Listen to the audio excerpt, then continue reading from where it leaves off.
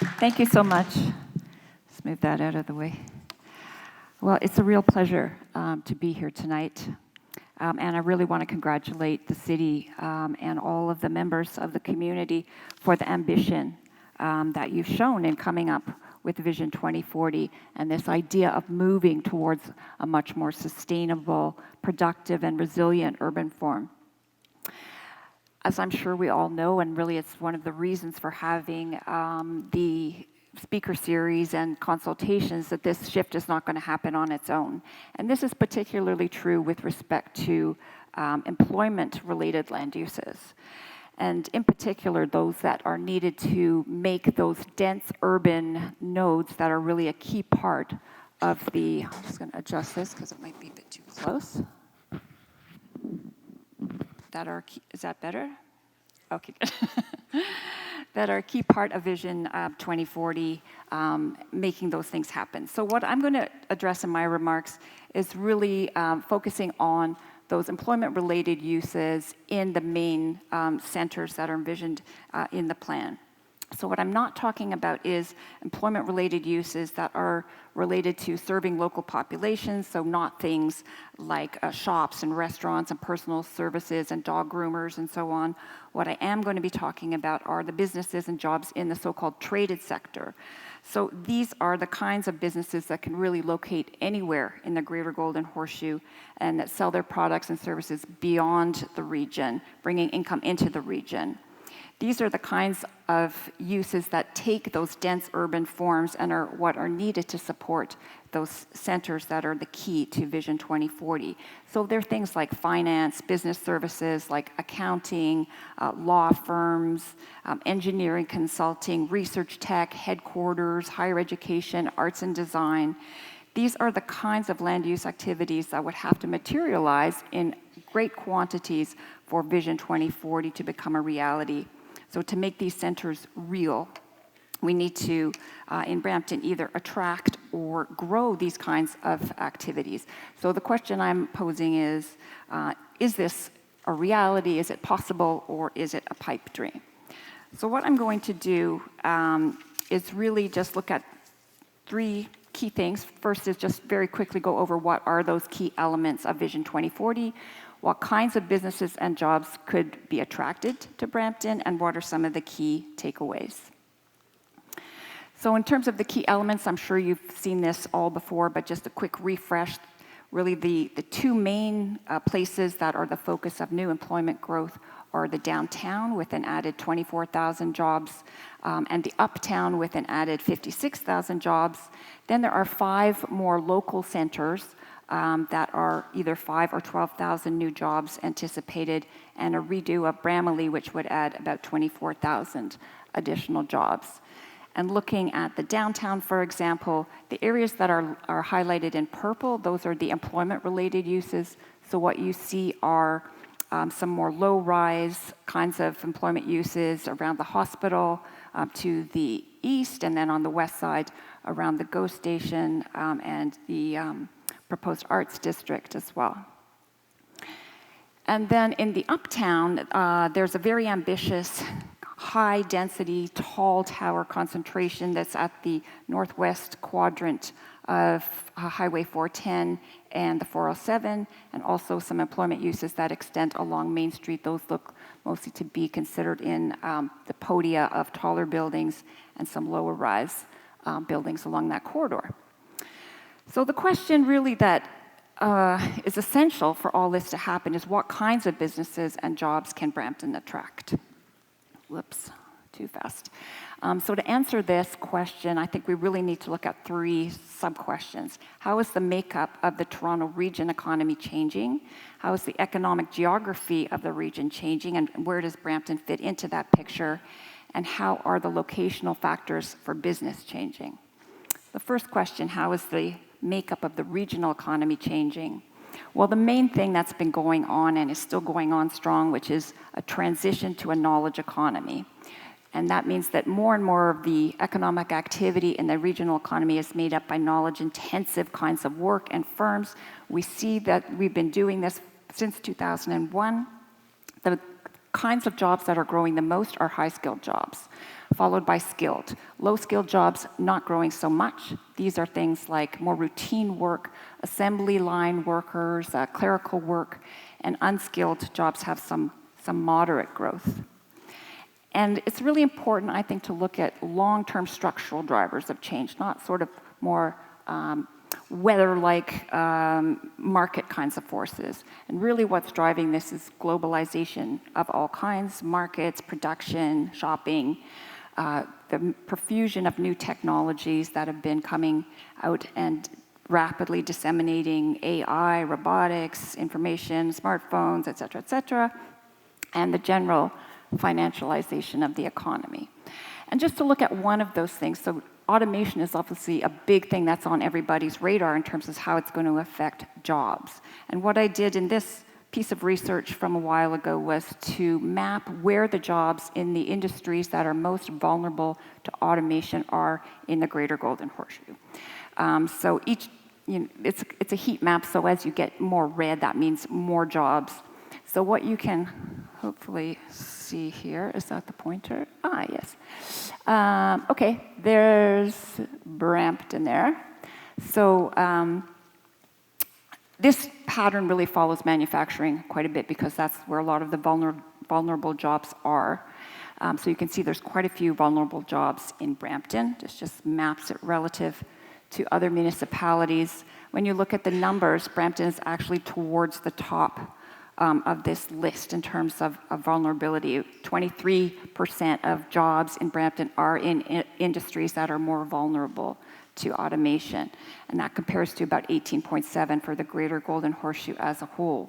And the cities that are less vulnerable are at the bottom of this chart, you can see, are the ones that are more diversified, like Toronto, and also kind of more tech-oriented, which is Waterloo and Markham. So that just gives a sense of how things are actually rapidly changing in terms of the economy itself. But as the economy changes, so too does the economic landscape of the region.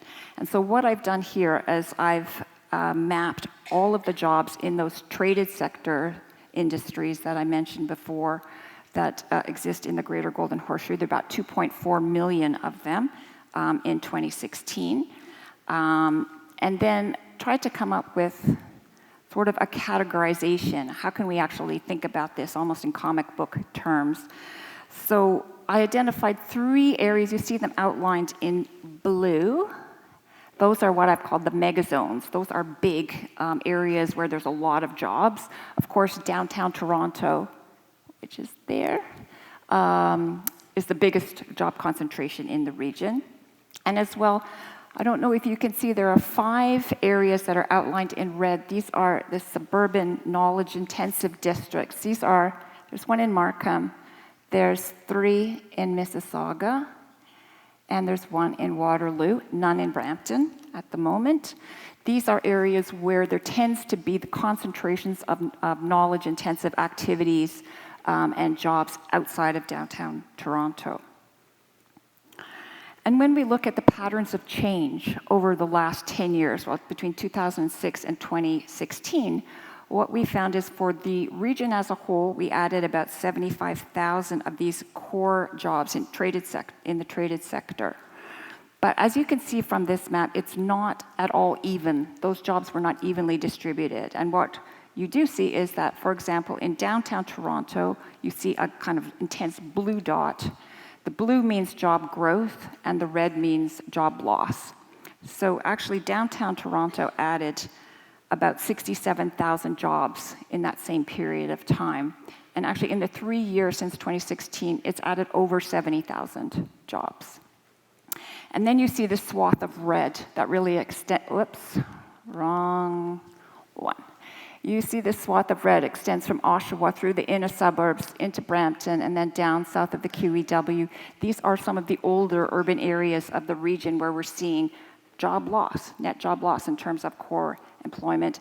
And then along the edge is basically the newly urbanizing areas of the region. At the fringe, that's where you see also some new job growth, basically the new suburbs. So this is really representing a market shift over past years. up until the last, say, 5 to 8 years, there was more or less even growth between, especially the suburban knowledge-intensive districts and downtown.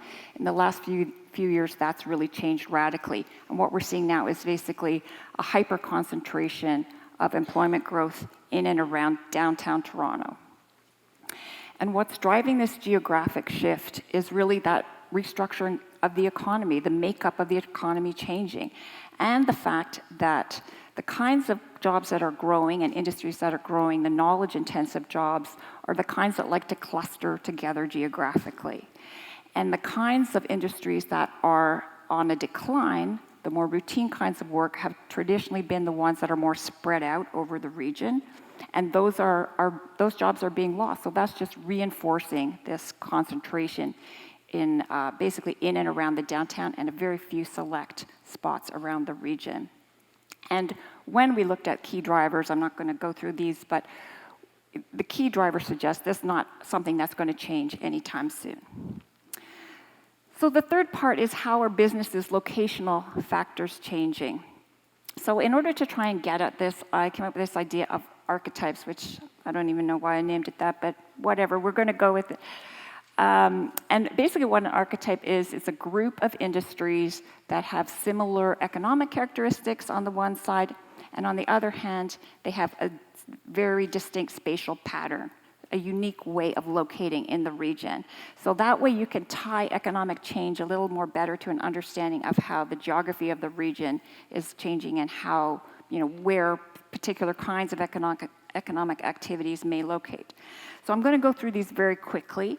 But what you see here is, for example, the arts and design architect. This shows where the jobs are now in the Greater Golden Horseshoe. There are 112,000 of them in 2016, very much an urban phenomenon. This is the same with other cities across the world, New York, LA, and so on.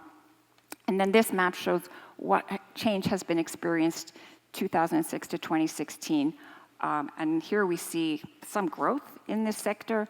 A lot of it being concentrated in and around downtown, and actually we see some loss of arts and design in the sort of inner suburban area, a little bit of growth in the airport corporate center. Finance is obviously a big industry in the region. You see a huge and very intense concentration in and around the financial district, which is not surprising, but also this is an archetype that has some presence in suburban areas as well. In the Markham suburban knowledge-intensive district, you can see around North York City Center on the Yonge subway line, in Meadowvale, and even in Waterloo. It's a really rapidly growing sector. It added 47,000 jobs in the 10-year period that more or less follows that same pattern. So it's continuing to grow, but it's continuing to focus on a few locations. And as we go through this, you can have a look at Brampton and see which of these industries or archetypes are heading to Brampton, where losses may be, and so on. High-order business services, these are things like law and accounting, management consulting, very much downtown, serving some of the other firms there, North York City Center, a big sector in the regional economy.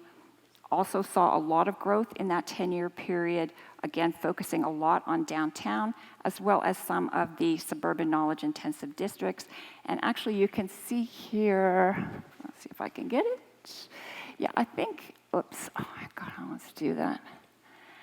Right there, I believe that is the Vaughan Metropolitan Center, which, as you know, has been trying to attract new kinds of office uses out of a former industrial area. Back office uses, these are sort of routine things like clerical, call centers, that kind of thing, have been focused in downtown a little bit, serving firms there, but pretty much scattered across the region, which we would expect. These are routine things. We wouldn't really expect them to cluster. This is a sector that's actually been losing jobs. It falls into that routine kind of work, so they lost 3,000 jobs in that 10-year period. But basically what's happening is it's moving out of the downtown. You can see that there's losses in the downtown and some of the other inner areas, and some growth across the rest of the region. Soft tech, this is writing new software, web providing, these app development. A big sector, obviously, and a really big sector in terms of growth. A lot of the growth in downtown Toronto has probably been related to soft tech. Also very concentrated. So you see it in downtown, you see it in North York City Center, you see it in Waterloo, and then just some little smatterings here and there in Markham, for example, Airport Corporate Center, as well as in Brampton at the intersection of the 407 and 410. Hard tech is the production and distribution of technical equipment, computers, telecommunications equipment, so on.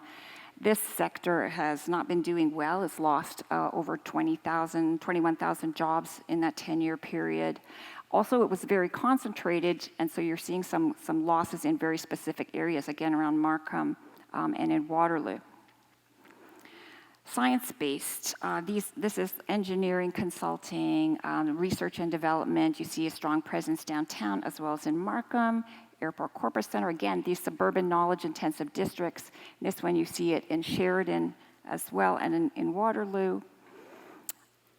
Growth is happening in this sector, and again, it pretty much mimics that same pattern with growth in the downtown as well as in those specific suburban locations. There are a few things that are kind of very specific. For example, this is a pharma.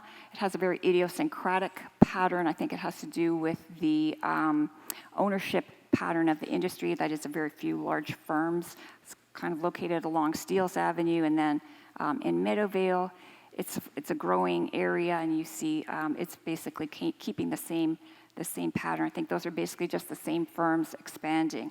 Same with telecoms, but you see there's a large telecom presence in Brampton and in a few very specific locations. I think it's because there's a few very large firms, and it looks like they're expanding in place with the exception of some abandonment of the downtown, so that's an unusual situation compared to some of the other archetypes, and as well some presence in Brampton. So what does all of this actually mean? So I think what it says to me about the nature of the Vision 2040 challenge is that basically what the Vision 2040 is an attempt to try and change the Brampton economy in a very fundamental way. It's a major shift in the economic base of the city, which is currently more focused on manufacturing, distribution, logistics, and so on. And it's a shift that's contemplated in the context of economic restructuring, disruption from technological change, this hyper-concentration of jobs in a few locations, changing locational drivers, and as well many other competing locations in the region that are trying to do the same kind of thing in the sense of trying to create denser, more transit-accessible employment nodes. So I have 5 takeaways in terms of what this might mean for Brampton. And the first one is really that it's really important to be specific and to identify specific kinds of economic activities that can be attracted to Brampton or that can be grown in Brampton. And this is an exercise that will require work. So for example, just based on the maps that I've shown, like maybe there's potential for some science-based activity or pharma with respect to the downtown hospital district, maybe soft tech and telecoms at the 410 and 407 quadrant, maybe high-order business services, or maybe some emerging industries. The second thing is that in terms of locational factors, the biggest thing that attracts firms, especially the kinds of firms that you want in those centers, is access to workers. It's the top locational factor for businesses. And in relation to this, transit investment is critical, and it should really focus on giving priority to getting workers to jobs. So the focus really needs to include Brampton, but also extend beyond Brampton, providing transit access to the regional labor market. It's not a coincidence that the job growth that we see focused in downtown and along the Yonge Street corridor, this is high-order transit, and these are employers that are tapping the regional labor market because in downtown Toronto, that's the place where workers can get from anywhere in the region to that location by transit. So that's really the priority. Linking the uptown and the downtown, for example, that's part of Vision 2040, I think would probably be a secondary consideration. And so what do I mean by accessing the regional labor market? Well, To support the kind of scale and the type of office uses that are really contemplated by Vision 2040, those towers at the corner of 410 and 407, you really have to think regionally. In other words, the scale of the planned centers demands looking beyond Brampton to provide access to labor from other parts of the region. That's what will attract the employers to Brampton. So the question is, what labor can Brampton businesses access by high order transit? Because this is going to be a critical asset. And what this map shows, all the little dots are where the workers live. So in other words, as an asset, you can attract by GO, which is the kind of thin green line. I don't know if you can see it there. That's the GO line. You could attract commuters to work in Brampton from downtown Toronto, from Etobicoke, from Guelph, from Waterloo, and also potentially by LRT from Mississauga. These are the kind of scale and scope of labor market that will be attractive to employers. So the existing GO stations are probably the biggest asset to develop and attract employment and provide that regional labor market access. So a question here is, does Vision 2040 leverage the GO stations to the max? Are those dense centers aligned with the GO stations? Well, the Bramalea Center, which is the, whoops, oh God, I think I would know by now not to do that. Right here, Bramalea Station. That's showing only modest growth. The Uptown, which is really the densest center, has the most growth at 56,000, but there's no GO station there, although potentially LRT somewhat near there. There's a station in the downtown. I guess the question is, are these stations really being fully leveraged in terms of putting the density and the largest number of jobs where the best access to the regional labor market is? A second thing that's really important to firms, the sort of skilled activities, skilled sector, is a critical mass of economic activities and what we call agglomeration economies. A critical mass of activities actually attracts more activities, but the catch-22 is that it's really difficult to create local agglomeration economies from scratch, especially within a region that already has several competing dynamic economies. There's kind of a path dependence. Once something's established, it kind of gets momentum. It's hard to start it from scratch. So one question, I think, is the employment growth scattered amongst too many centers in Vision 2040 in order to focus on that critical mass? There's the idea of this dual uptown, downtown.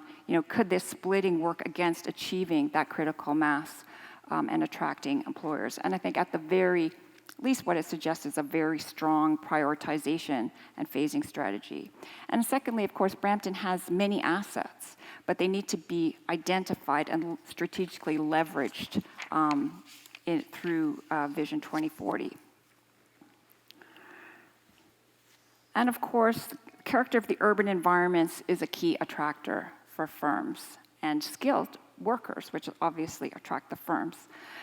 So a lot of these things have been discussed already. I think some of the key things here are flexibility in use and being able to mix different kinds of uses in different ways, and to have that be as of right.